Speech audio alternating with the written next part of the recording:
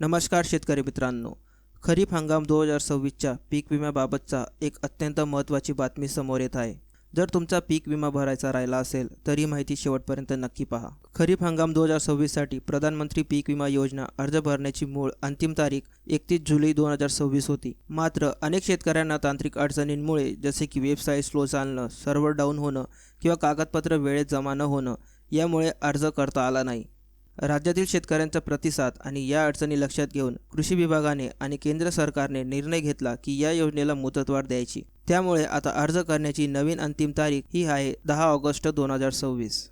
म्हणजेच तुमच्याकडे अजून काही दिवसांचा वेळ आहे, पण तो वेळ फार मोठा नाहीये. त्यामुळे उशीर करू नका, लवकरात लवकर हा फॉर्म भरून घ्या. आता एक आकडा सांगतो जो तुम्हाला या योजनेचे गांभीर्य समजायला मदत करेल. आतापर्यंत राज्यातील तब्बल 61,82,000हून अधिक शेतकऱ्यांनी या पीक विम्यासाठी अधिकृत नोंदणी केलेली आहे. म्हणजेच लाखो शेतकरी आधीच या योजनेचा लाभ घेण्यासाठी पुढे आले आहेत.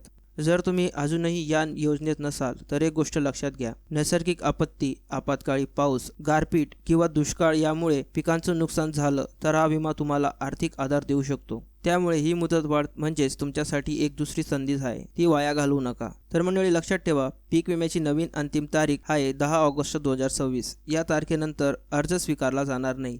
त्यामुळे उशीर करू नका, लवकरात लवकर फॉर्म भरून घ्या. हा व्हिडिओ तुमच्या शेतकरी मित्रांना, नातेवाईकांना नक्की शेअर करा, कारण अनेकांना अजूनही मुदतवाढीची बातमी माहीत नसेल. आणि हो, अशा सरकारी योजनांच्या अपडेटसाठी आपल्या चॅनलला सबस्क्राईब करायला विसरू नका.